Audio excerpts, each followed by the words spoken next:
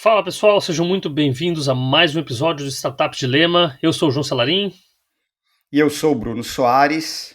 e no episódio de hoje, meu amigo Bruno, um episódio polêmico talvez. O tema de hoje é: vale a pena vender cedo ou não? E aí, Bruno?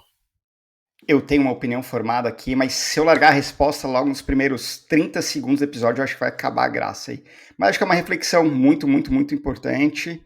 E aí, liquidez, um pouco mais rápido, ou construir um legado, dinheiro na mão, Ser rico ou ser rei, né?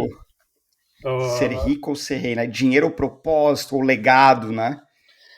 eu vou começar com uma pergunta primeiro, que é: o que é vender rápido, cedo? O que é cedo? O que é rápido, né? Para começar. Boa. 2 anos, 4 anos, 10 anos. E aí? Eu tenho.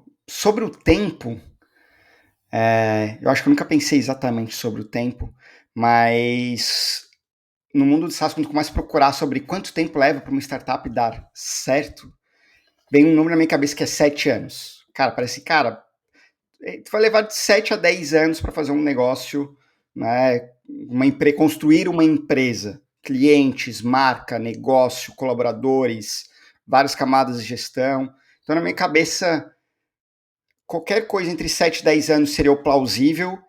E eu acho que menos de 5 anos é rápido. Acho que alguém consegue construir uma coisa legal e em 5 anos depois fez uma saída relevante, proporcional ao tamanho daquele negócio, né? Porque às vezes tem umas saídas que também que é meio, nossa, que bom que alguém me comprou aqui porque eu tava morrendo Aham, e, né? acontece bastante. Não é porque não é porque a empresa está indo bem para o sucesso. Às vezes tem umas saídas que acontecem rápido pelo contrário, assim, alguém está salvando aquele negócio ou aquela empresa. Mas falando do ponto de vista positivo, eu acho que alguém consegue fazer tudo isso, vai, zero a uma saída legal em menos de 5 anos, eu acho que foi rápido. A título de curiosidade, a Total Voice foi em 3 anos. A gente, em 2 anos e meio, estava conversando com a Zenvia já. E daí, 3 anos e 2 meses, para ser mais preciso, porque foi em março. Né? Então, 3 anos e 2 meses foi super rápido comparado com. E daí, se pegar a transação, quanto foi, assim, pro tempo que foi uma transação muito boa para um período muito curto, né? Então, tu trouxe uns pontos bacanas aí, que de 7 a 10 anos para a startup amadurecer. E a gente está falando de tempo. Mas tem uma coisa na equação aí também que é qual que é o dinheiro, qual que é o número mágico para cada um, né? Então, é, vender por 100 milhões em 3 anos é possível? Cara, é muito improvável, né? Você tem que estar fazendo alguma coisa muito fora da curva. Com 15% de taxa de juros é um pouquinho mais difícil, né? É, então é complicado. Agora, meu número é mais baixo, eu posso vender um pouco mais rápido. Meu número é mais alto, talvez tenha que esperar um pouco mais. E tudo isso ainda tem o mercado que eu estou inserido, né? Que tem mercado que tem mais liquidez, tem mercado que tem menos. Então é complexo mesmo. Mas eu concordo contigo de se eu conseguir fazer um negócio legal que vender abaixo de 5 anos, eu também acho que foi uma venda rápida. A Fides foi abaixo de 5 anos também, não foi? 4 anos, no quarto ano. Foi, sem te contar, quem assinou o MOU foi exatamente 4 anos. Aí depois teve diligência, levou uns 5 meses de diligência, daria uns 4 anos e meio até a assinatura do contrato final, né? E eu considero que foi realmente muito rápido, né? A FITS foi avaliada naquela época, eu falasse porque são números abertos, né? Quem já tivesse curiosidade, fosse pesquisar no Google, iria encontrar. A FITS foi avaliada em 110 milhões de reais. Então, construir um negócio que vale nada em 2018 e depois ser avaliado em 110 milhões de reais para uma grande empresa no Brasil, eu acho que foi bastante rápido. Mas tocou um assunto, depois eu posso contar um pouco mais da experiência da FIDS, mas tocou num assunto que para mim é fundamental e eu converso bastante com outros empreendedores sobre isso, que é o seu número mágico. Porque eu poderia ter vendido a FIDS, por exemplo, eu e os sócios, por 110 milhões, ter ficado mega frustrado porque o meu número mágico era 300. Uhum. E tem gente que vende por 50 e tá mega feliz porque o número mágico da pessoa era 20. Uhum. Né? Ela falou, nossa, nunca achei que alguém ia me avaliar tão bem quanto eu fui avaliado, e botei o dobro de dinheiro no bolso e saiu todo mundo muito feliz. Então, essa questão do número mágico é importante porque, inclusive, ela direciona a estratégia da pessoa que ainda está empreendendo. Eu estava conversando esses dias com um empreendedor que estava quase batendo 1 milhão de MRR, e ele falou assim, cara, antes de começar a olhar para M&A, eu estou pensando em fazer mais uma rodada de investimento. E ele estava crescendo em taxas super saudáveis, ele tinha dinheiro em caixa, não tinha dinheiro sobrando, mas enfim, não era uma pessoa que estava precisando captar, assim, capital de giro, nada, né? O dinheiro fluía bem. Mas ele tava com essa questão de que, nossa, parecia que precisava fazer mais uma rodada. Eu falei, cara, qual que é o teu número mágico? E a gente começou a explorar sobre desse ponto de vista. Uhum. E aí, quando a gente fez a matemática de trás para frente, ele entendeu que não precisava levantar coisa nenhuma, assim. Que inclusive ia custar muito caro diluir agora 15%, por exemplo, porque para buscar isso a mais de dinheiro no bolso dele, ia ter que dar mais uma pernada longa para valer muito mais do que ele poderia valer, sei lá, daqui 6 meses ou um ano. Aumenta o risco, aumenta o tempo né? Quanto tempo vai ter que ficar mais para chegar nesse valuation? É bem complexo. Faz sentido. Eu tinha pensado num ponto, tá falando dessa questão do número mágico aí que eu comentei. E uma coisa que eu vejo bastante, assim, especialmente ali na Questo, é que todo mundo não, mas a maior parte de quem monta uma startup, empreendedor que monta uma startup, monta pensando grande, né?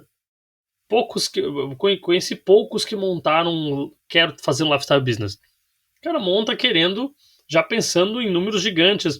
Se quer ter um chifre na cabeça, se é unicórnio ou não, é outra conversa, mas se ele quer fazer alguma coisa grandiosa. E daí, quando tu entra nessa pergunta do número mágico, várias vezes vem o 100 milhões. É o número cabalístico, assim, não sei qual que é um número redondo. 100 milhões, 100 milhões. E o problema, às vezes, de pensar nisso daí é que tem empresa que não vai, não tem como. É, que parece que assim, tem muito. Eu vejo muito que tem gente que parece que pensa que é uma escolha. Eu vou escolher por quanto eu vou vender. E não é. Né? É, você tem o mercado que você está inserido. Então tem mercado. Porque assim, ó, vamos fazer como é que funciona. Uma empresa grande se interessa, uma empresa com capacidade financeira vai se interessar por uma empresa menor e vai fazer essa compra. Se eu estou inserido num mercado que tem pouca empresa com capacidade financeira interessada nele, já reduz a minha possibilidade muito fortemente, né? Eu vou inventar qualquer porcaria aqui, sei lá, eu tô fazendo é, um software para donos de Uno 94, uma coisa bem específica aqui, entendeu? O cara dono do Uno 94, sei lá, tipo, é um mercado pequeno, é, o dono do Uno não é um cara que vai ter muitos recursos, então é B2C, cara, não vai ter muita empresa que vai se interessar em comprar isso aqui, né? É, Aquela máxima da oferta e demanda também funciona no M&A, né? Se eu tenho poucos potenciais compradores, provavelmente o meu valor também vai ser afetado por isso. exatamente. E nesse meu exemplo também, essa empresa não vai chegar a faturar 10, 20 milhões, né? Mas ainda que fosse isso,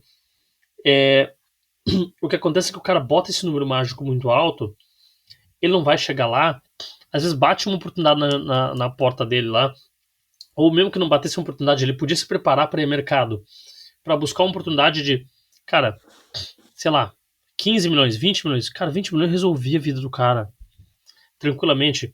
Mas ele tá com essa cabeça tão megalomaníaca que ele deixa passar uma janela aqui, que seria uma baita de uma janela para ele, faz todo sentido do mundo, para mirar no 100 e daí não chega nunca. Né? Aí vira aquele empreendedor que tu encontra todo ano assim, cara, esse ano foi desafiador, mas agora vai. Agora vai. Então tem essa questão de, né, o que você quer é uma parte da equação e a parte menos relevante, né? O que o mercado, como o mercado te avalia pesa muito mais, né? E tem uma coisa nessa questão do M&A que eu acho que é muito delicado, para o pessoal entender, principalmente quem está no mundo de startups, mas ainda não tem um networking efetivo, assim, não conhece a galera que está no meio, a galera que está empreendendo há mais tempo, não conhece as histórias reais, essa galera que lê muito notícia de site internet e tal, que é a diferença entre tipo, a notícia que sai e quanto que entra no bolso do empreendedor, né? E aí, eu acho que tem várias camadas desse funil, que é o seguinte, como a gente vive nessa bolha das startups, parece que está todo mundo fazendo um ótimo M&A. Uhum. Primeira coisa, isso é falso. A maioria não consegue fazer um M&A. A maioria, não sei qual é a estatística, mas deve ser mais de 95%, com certeza. Chutaria aqui que é mais de 95%. As que conseguem vender, a maioria não consegue capturar todo o valor anunciado. Porque tem earnout, tem um monte de meta no meio e tudo mais. Então, assim, a maioria não consegue vender. Então, tipo assim, anunciou lá que o Bruno vendeu a empresa do Bruno. Assim, não foi nosso caso, tá? Vamos pegar o Pedrinho. O Pedrinho vendeu a empresa XPTO por 50 milhões. Você fala, nossa, Pedrinho... Primeira coisa, Pedrinho botou 50 milhões no bolso, né? Calma.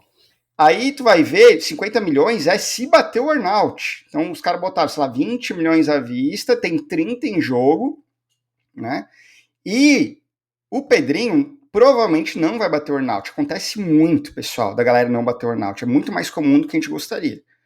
Né? Porque tu tá no ápice, tu negocia, o comprador tá botando uma pressão super grande para atingir as metas, enfim, tem N motivos. A gente pode fazer um episódio só sobre isso depois. Só de E aí, dos 50 que foi anunciado, na verdade, assim, a empresa foi vendida por 40. Uhum. Dos 40, cara, 30, 40% estava na mão dos investidores. Né? Aí entra, dos 26 que sobraram, o leão come mais 20 e poucos por cento. Né? Uhum. Depois tu divide o que sobrou com sócios. E, cara, aquele anúncio de 50 milhões, o empreendedor botou, tipo, 7 no bolso. E tu tá sendo bonzinho, tem cenário pior ainda do que esse teu aí, que eu já vi uma ou duas vezes.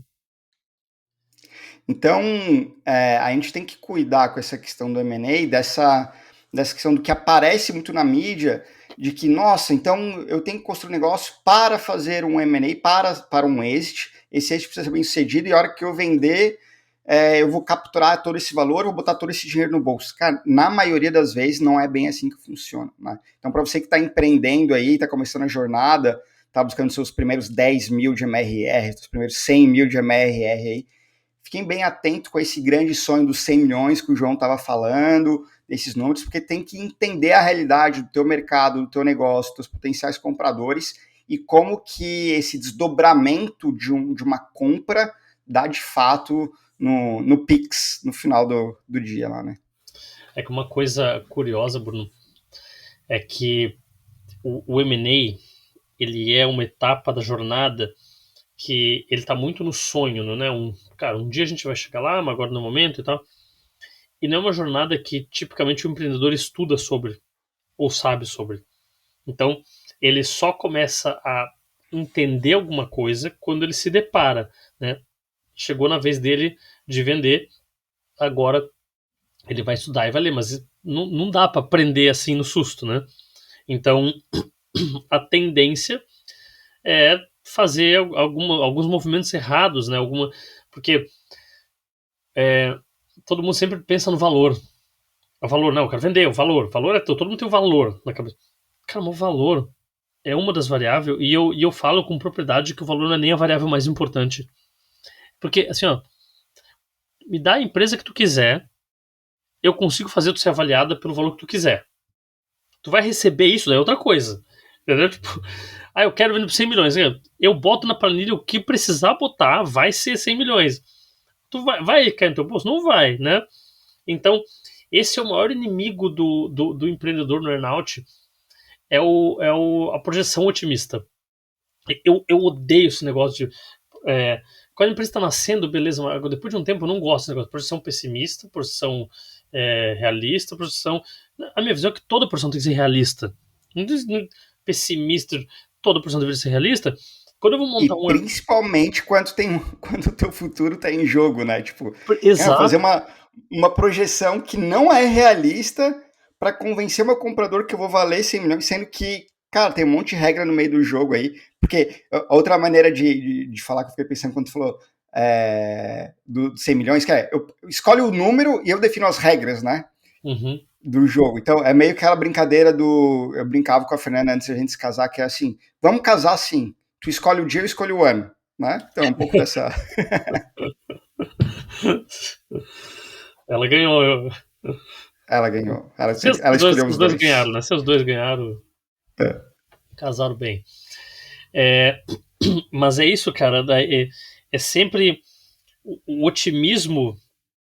Ele move o empreendedor também, mas em M&A, cara, assim, ó, é horrível. Assim, por isso, o cara vem crescendo 15, 20% por ano, mas no próximo ano ele vai crescer 48%, e depois 45%, e É depois. porque com a equipe comercial, cara, do cara que tá nos comprando, a gente vai vender muito. Era só isso que faltava pra gente crescer, entendeu? Nossa, essa daí é genial, que eu vendo contando com que o cara vai me vender, porque se ele não me vender, daí ferrou mesmo.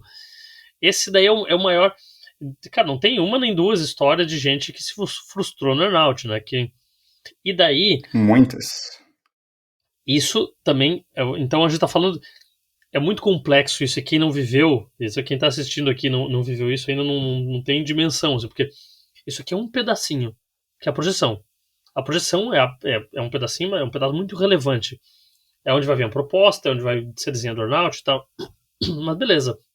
Eu posso fazer uma projeção muito boa, coerente, posso ter um valuation justo, mas posso é, deixar o contrato tão aberto de modo que o comprador interfere em coisas que atrapalham eu atingir meu earnout. Também não vou atingir. Então, é muita coisa.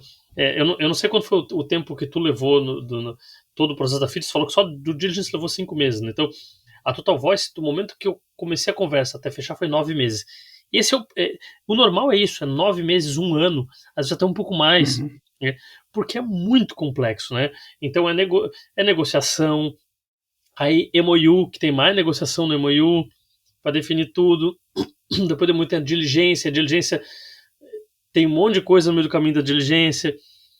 Que aí às vezes ajuste de EBITDA, aí tem holdback de coisa que não de passivo, aí tem que se reunir para entender. Aí depois o SPA é o contrato definitivo, mais de 100 páginas brincando com os anexos, e daí tem que olhar cláusula por cláusula, e daí, putz, não sabia, não coloquei não coloquei nenhuma cláusula lá, o comprador não deixou contratar pessoas novas. Pô, mas eu tinha projetado contratar, não, mano, não tá no contrato, eu não deixo tu contratar. E aí, o problema é seu, né? Agora bate tuas metas sem contratar as pessoas que tu esperava, né?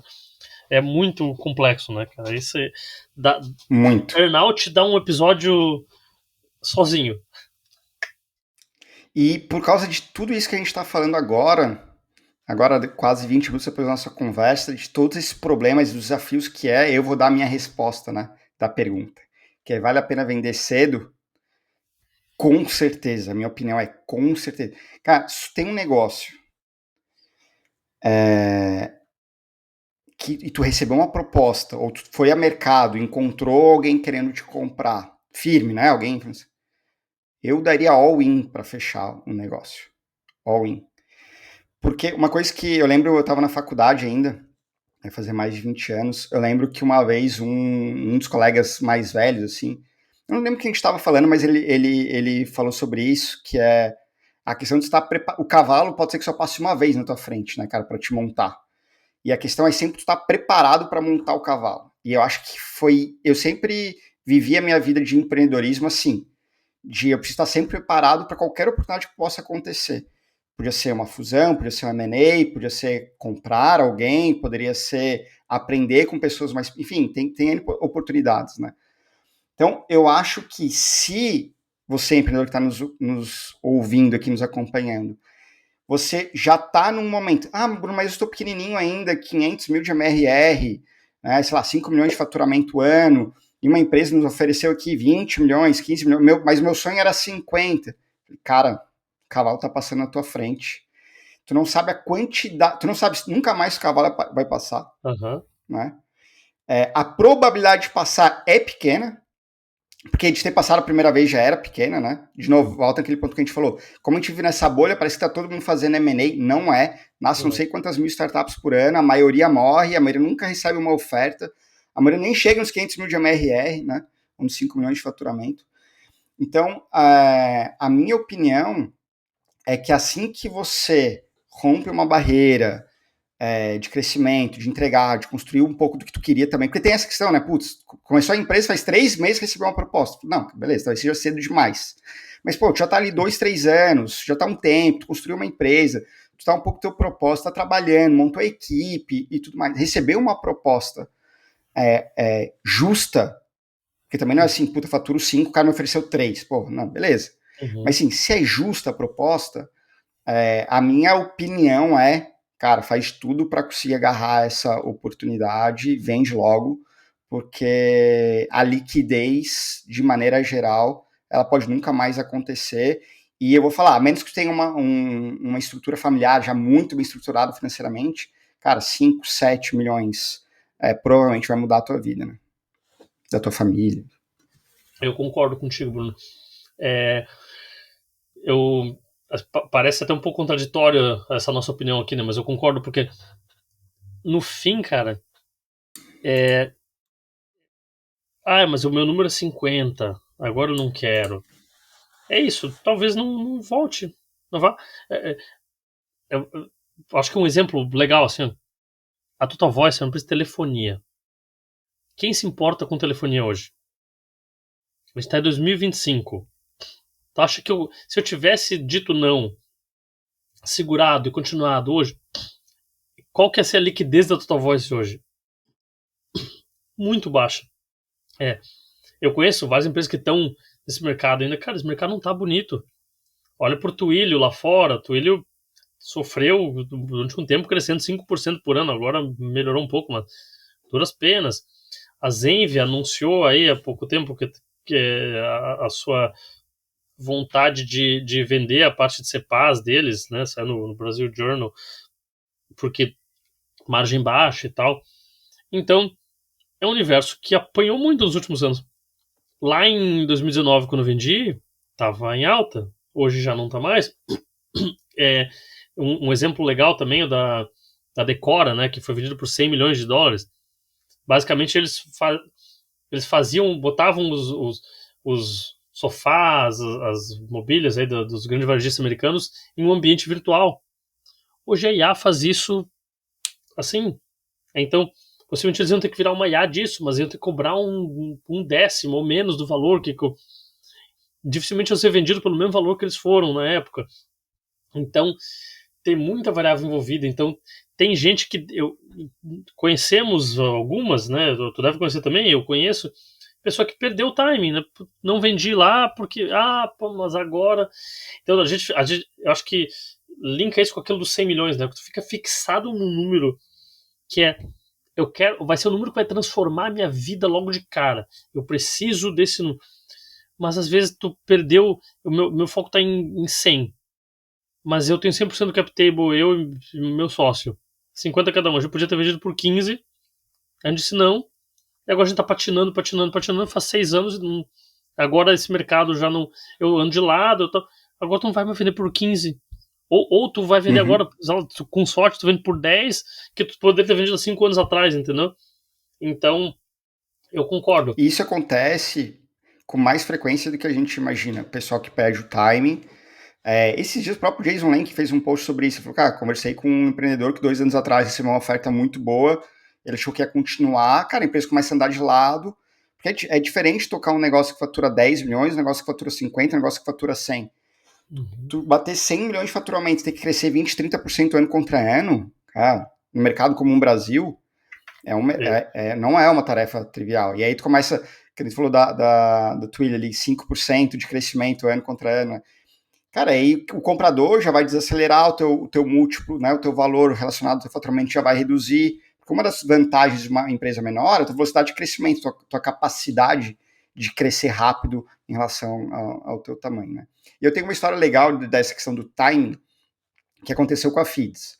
A gente assinou MOU em mais ou menos março, e 6 meses antes a gente começou a se preparar para ir a mercado, lá para outubro, novembro do ano anterior, assim. Então contratamos uma boutique, começamos a fazer o trabalho, né? Preparar todo o documento, enfim, deixar os números bem organizados, documentos bem organizados, tudo mais. E tem duas coisas engraçadas nesse período, que foi o seguinte. Primeiro, que eu tenho uma troca com sócios, e eles falam assim, não, será que é o melhor timing agora? A gente está crescendo tão bem, não precisa olhar para isso agora. E a minha resposta foi, não, exatamente porque a gente está num timing bom de crescimento, que é agora que a gente deve olhar para isso. Uhum. E foi uma atitude muito acertada. Na hora, óbvio que eu não tomei decisão com tanta precisão, não era assim, nossa, tenho certeza, meu Deus, que futurista, não é assim que a gente toma a decisão, mas eu tinha esse feeling de que era o momento que realmente estava crescendo muito bem. E o que aconteceu depois foi que a gente assinou o MOU, acho que em março, mais ou menos, e a porta fechou, cara. 2022, depois de junho de 2022, ninguém levantou rodada, assim, Series A, por exemplo, do nosso mercado, né? Não acompanho todos os mercados, talvez, sei lá. Mas foi todo mundo, 22 ali foi geral. Mas 22, assim. Sim, a porta deu uma fechada. Ninguém levantou mais nenhuma rodada grande, média e grande. Não teve mais nenhum M&A. Cara, as portas simplesmente fecharam. Se a gente tivesse levado 6 meses para ter tomado aquela decisão, cara, a gente teria perdido o time. Provavelmente, quem nos comprou talvez tivesse comprado uma outra empresa, que, né, tinham várias opções ali. No nosso caso, deu certo. Então, eu sempre reflito muito sobre isso. Eu volto na questão do cavalo ali, que cara, você tem que estar pronto. Então, assim, se a oportunidade de quem está nos ouvindo aí está batendo na porta, cara, aproveita, monta nela e faz tudo para fechar, porque com certeza vai mudar a vida a vida da tua família. E a gente pode falar um episódio sobre isso, né? Como é que é a vida depois do exit, mas muda completamente a vida da pessoa, né? Tanto profissionalmente quanto pessoalmente. Sim, com certeza. Não, tu empreender de novo na tua segunda jornada, ou seja lá o que tu for fazer, é completamente diferente. Beleza, tô na segunda jornada, não preciso mais pensar agora no dinheiro, agora eu posso me dar o luxo de, cara, se daqui se minha empresa estagnar, tá, eu não dependo desse dinheiro da empresa aqui, é diferente, né? Tu falou uma coisa muito bacana, que é estar preparado. Então, mais do que qualquer coisa, tu estava preparado. Estar preparado, depois quero te ouvir também, Bruno, mas não é só estou aberto, né? Apareceu alguém aqui, estou aberto. Tem muito mais coisa que envolve estar preparado, né? Então, é bem normal a gente ver empreendedor negligenciando governança, né? Beleza, no início, né? As startups são fundadas normalmente por um programador, um vendedor, e é isso. Né? O cara da finança normalmente não está lá fundando startup, né? E daí vai o 2 programador e vai fazendo. E o contábil é assim, ó, o contador, tu faz a contabilidade e faço, beleza. E é essa conversa que eu tenho com ele e dali em diante não se fala mais. Então vira aquela pequena salada, aquela pequena zona. E daí eu não tô olhando passivo, não tô olhando às vezes imposto não tô pagando direito. A minha DR gerencial é contábil, eu nunca ouvi falar uma da outra. É o famoso cachetência, né? Eu vou olhar para minha DR contábil, não é nem competência nem caixa, ela é um mix de coisas. E daí eu fico tão bagunçado que isso também é uma coisa que acontece, que o comprador aparece, timing bom, top vender, comprador apareceu. A hora que ele olhou, esse cara tomou um susto, assim, meu Deus do céu, o que é isso aqui? Aí tu que negligenciou tudo isso aí por todos esses anos, não vai saber explicar, vira aquele problema, e o cara sai da mesa. Cara, com esse tanto de esqueleto no armário aqui, eu não quero comprar essa empresa, né? eu que tô assumindo, né? Como é que foi um pouco essa tua preparação aí? O que tu considera essencial? Qual é a tua visão aí, Bruno? Cara, excelente ponto. Esse dia eu conversei com um empreendedor que ele falou assim, não, eu tô com 500 mil de MRR. Daí eu falei, tá, abre o DRE aí pra gente conversar. Daí ele falou, putz, eu não tenho acesso, tem uma reunião com o financeiro. Tá, a gente fez a reunião com o financeiro. Essa E era resposta já assim, diz muito. Essa resposta já diz já, muito. já, já. Pô, uma empresa pequena, o cara já delega tudo pro financeiro, que é uma Uhum, pessoa júnior, né? Não é assim, putz, tem uma pessoa muito sênior, uhum, que é sócio, cofundador, não era o caso. E aí, assim, 500 mil de MRR, que é um indicador gerencial, aí tu olhava o faturamento no mês, era assim, 330. Eu falei, caraca, está muito descasado. E aí começa a explicação, e a explicação nem todas fazem sentido, algumas sim, não, beleza, tem gente que pagou adiantado, né, a gente não faturou esse mês. Tal. Então, né, uma empresa muito pequena, cara, quando os indicadores gerenciais, de faturamento financeiro começam a ficar muito descasado, acho que já é uma yellow flag aí. Mas a preparação, para mim, respondendo a tua pergunta, ela. Quando a gente começou, que eu entendi que eu tinha uma empresa, tipo assim, com mais de 100, 200 mil de faturamento ali por mês, eu comecei a. Eu sempre cuidei disso, a gente trouxe uma pessoa financeira bem cedo, tá? Acho que com 50 mil de MRR a gente já trouxe uma pessoa para o financeiro. Antes era eu que tocava mesmo, eu como CEO tocava. Mas eu trouxe uma pessoa para o financeiro bem cedo, com uma contabilidade pequena. Quando a gente bateu uns 300 mil de MRR para 400, eu troquei a contabilidade para uma contabilidade mais estruturada e trouxe uma pessoa financeira mais sênior. Né? Então a gente começou a fazer um negócio padrão, assim, padrão, com fechamento contábil, revisão, reunião para indicação dos números. Com 500 mil de MRR, a empresa já estava toda super organizada. Né? Outra coisa que eu nunca fiz nada tipo de cambalacho, nada de. Então, tipo assim, não é ilegal postergar o pagamento do imposto. Mas na minha cabeça, se eu não conseguisse criar uma empresa que pagasse os impostos em dias, eu deveria estar fazendo alguma outra coisa para ajustar para que a empresa consiga pagar os impostos em dia, saca? uhum, Então eu uhum. sempre cuidei disso. Tipo, tive funcionário PJ? Tive. Mas sempre o mínimo possível. Sempre. Tanto é que quando houve o M&A, nós estávamos, acho que, com 120 colaboradores, tinha só 10 PJs. Né? Uhum. Então, sempre tentei fazer as coisas o mais correto possível, dentro dos números, dentro da nossa realidade ali disso.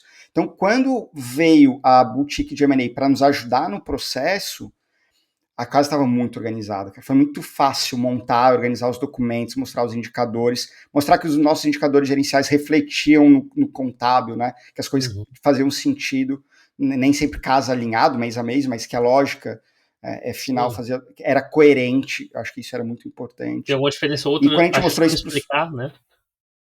saber explicar. É. Cara, eu escrevi isso essa semana no LinkedIn. Uma pessoa levantou a mão para fazer mentoria comigo. Eu cheguei, então, beleza, vamos conversar. Chega lá, pô, a pessoa não sabe os principais números do negócio.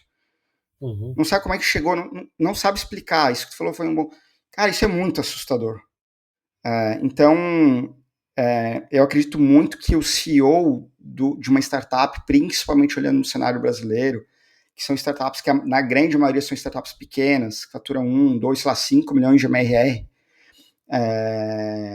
o cara tem que saber no detalhe a operação. Não tem como o cara não saber os churns de cabeça, não tem como o cara não saber receita de cabeça, quem são os top 10 clientes de cabeça, o que vai Uhum. acontecer nos próximos 90 dias. Cara, não tem. Tipo, para mim, essa é a responsabilidade do seu. Eu sei que há discussões sobre isso, mas para uma operação pequena, para mim, é fundamental. E eu acho que os potenciais compradores na FIDS viram isso em mim de que não, o cara entende no detalhe a operação dele e tudo que ele tá. Daí os números provavam, os documentos provam que faz sentido o que ele está falando. Então acho que essa preparação foi primordial para fazer um bom M&A. Uhum. Cara, e o spoiler, acho que para quem está nos ouvindo é que ou é isso que o Bruno está falando, ou é nada, né? Ou está preparado ou não tem, né? São raros os casos onde a empresa tá toda uma baderna e chega o comprador e o comprador ainda faz um esforço para comprar aquela baderna. Isso é muito difícil. Também são poucos os compradores que vão comprar os teus clientes e as pessoas e não o teu CNPJ e faz um, né, ele vai não é normal também. Então, aparece, bate na nossa porta ali na Quest, às vezes o cara que tá desorganizado. Mas também tem um limite de desorganizado que a gente aceita, porque tem coisa, cara, tá falando ali, né, que você fizer a coisa certa. Tem, né, por exemplo, bateu o cara e fala assim, eu gero 30% das notas, eu pago salário de vez em quando, estou exagerando aqui, não, eu Não, faço mas o tudo, cara tem o APJ, paga a remuneração dele na PJ pra ele mesmo, ou da é, sogra, saca? Tipo, aí meus apartamentos, minhas casas, minhas coisas, tá tudo a empresa pagando, é, aí começa muito rolo, assim, a gente é honesto, amigão, não dá, né, não vou conseguir te ajudar, cara. Porque é isso, não adianta a gente perder tempo, a gente vai para mercado aqui, agora o cara, e acaba beleza, mostrando até a índole, e mostra um pouco até da índole dos empreendedores, né, cara? Porque eu não quero, eu como potencial comprador, não quero me relacionar com uma pessoa que tá o tempo inteiro sempre dando um jeitinho.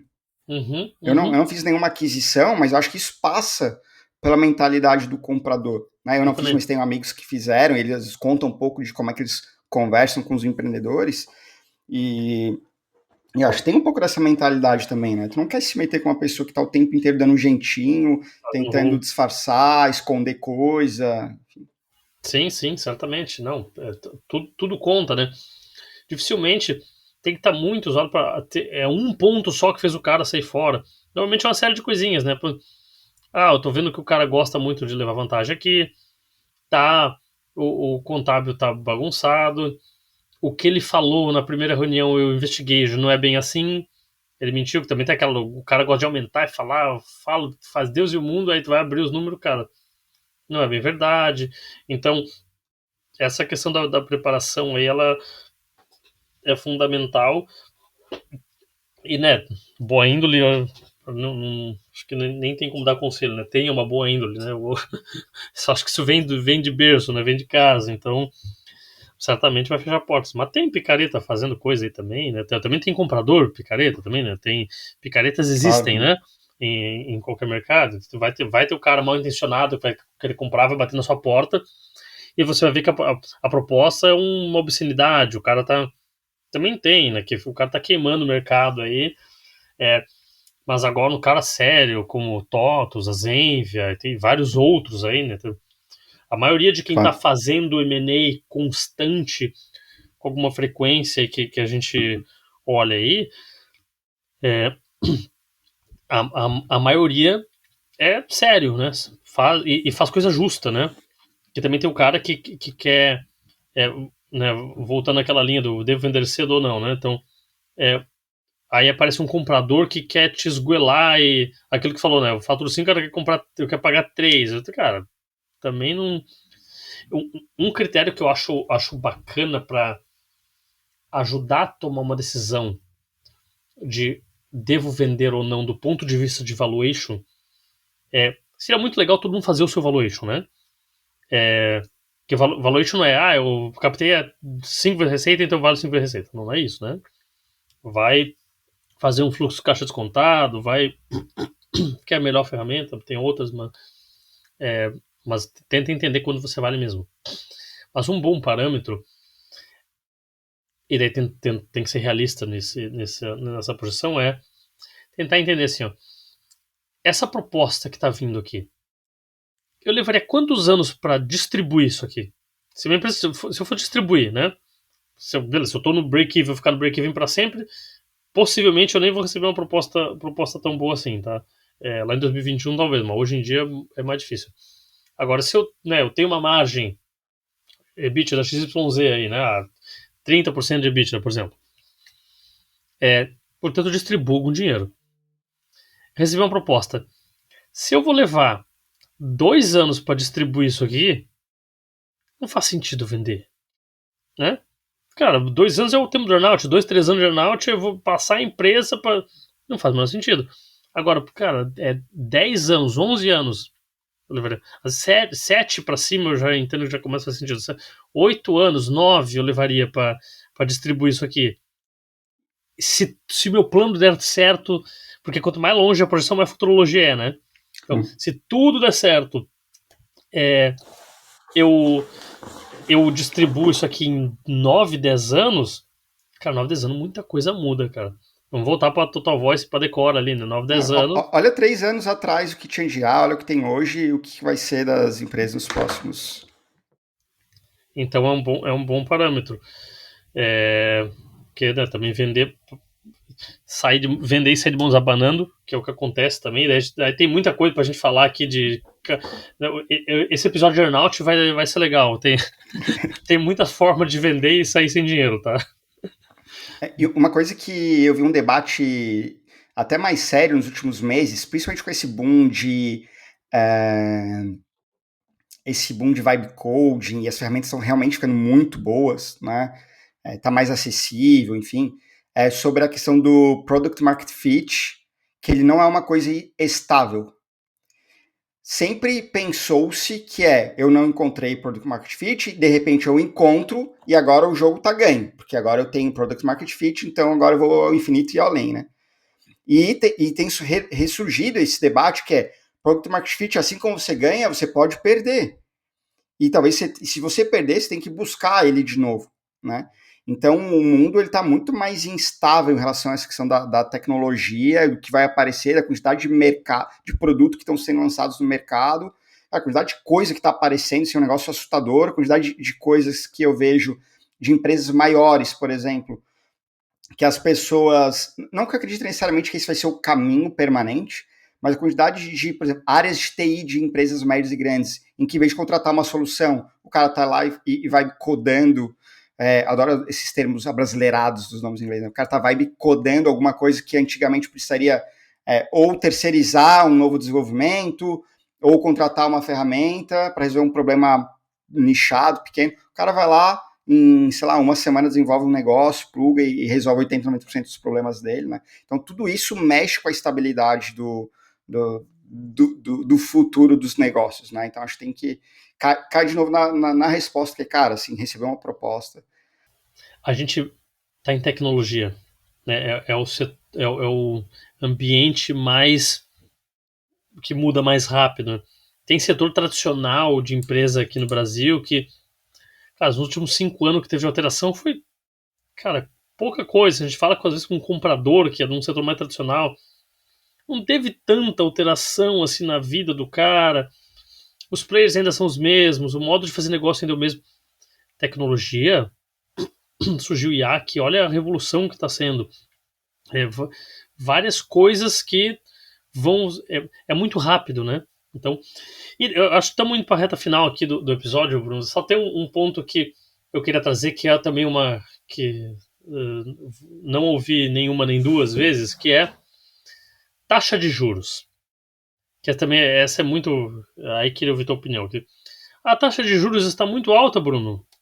Por que vou vender agora se posso vender numa taxa de juros baixa e ganhar mais dinheiro? Qual que é a sua visão? Cara, minha opinião quanto mais alta, talvez ela seja financeiramente incoerente do ponto de vista macroeconômico, tá? Mas do ponto de vista pessoal caso com a minha fala, reafirmo minha fala, recebeu uma proposta, dane-se a taxa de juros, mas nesse cenário que você está falando agora de taxa de juros alta, vende, pega esse dinheiro e vira rentista, cara. 15% de juros ao ano, para de tomar risco, Tem vira risco. rentista, risco praticamente zero, não que não tenha, né, mas o risco de tu pegar os teus X milhões ali que tá na empresa, porque tu é virtualmente milionário, né?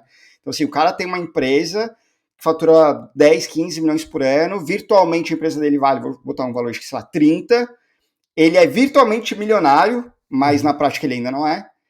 E, cara, liquida isso, vende a empresa, recebe uma oferta, pega os teus 7, 10 aí, coloca no banco, CDI 110% e vive em paz, vai descobrir outra coisa para fazer, vai criar um lifestyle business depois, mas essa é a minha opinião.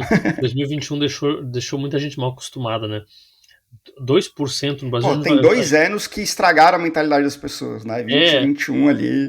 o Brasil não vai ter 2% taxa de juros. Eu não vou dizer eu espero que nunca, mas é que a gente teve por causa da pandemia. É isso, né? Tá juros baixa para estimular a economia, porque, né? Então eu dificilmente na minha vida eu vou ver fazer sentido econômico o Brasil ter 2% de taxa de juros. Dificilmente eu vou estar vivo para ver isso. Espero estar errado. Então, esse nível de taxa de juros é só com catástrofe e coisa tipo pandemia. Então, eu também não quero ver isso acontecer. Então, o Brasil é um país de taxa de juros alta. Agora tá 15, beleza, 15 é alto, já foi bem mais alto que isso, na verdade, né? Mas 15 é alto. Mas não vamos chegar também tão mais baixo que isso, né? E daí e eu não acho que eu acho que volta para aquilo. A janela tá passando agora, o cavalo tá passando agora, né? Ah, mas você é Total. penalizado, cara, é do jogo, né?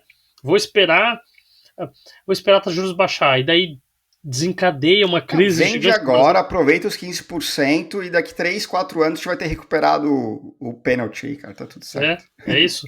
Esse é o cálculo que a gente faz, assim, que o do cara, assim, não, eu quero vender daqui a tantos anos. Daqui a tantos anos eu quero vender por esse valor aqui. Porque hoje vender por isso aqui não faz. A gente pega, vamos fazer uma conta aqui, amigão.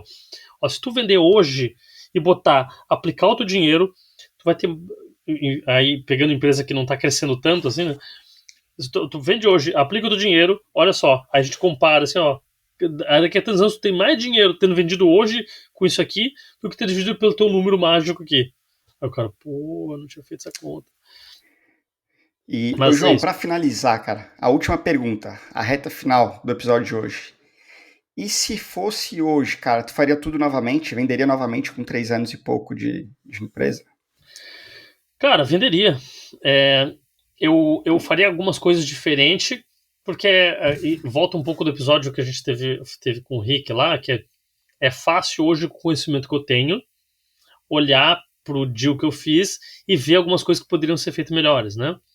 Então, certamente eu melhoraria algumas coisas no deal lá. Foi um deal bom, cara, transformou minha vida, da minha família, mas eu faria algumas coisas diferentes no deal. Mas faria o deal, cara. Acho que foi importante, foi não só do ponto de vista financeiro, que o grande benefício naturalmente é o financeiro, mas tu aprende muita coisa, te leva para outro patamar.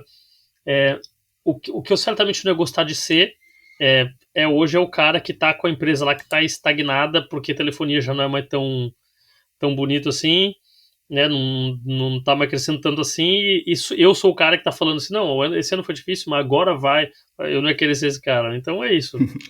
Faria. E tu, Bruno? Com certeza. Né? Como tu falou, tem alguns ajustes, talvez teria feito na negociação ali, mas faria exatamente assim, no mesmo timing.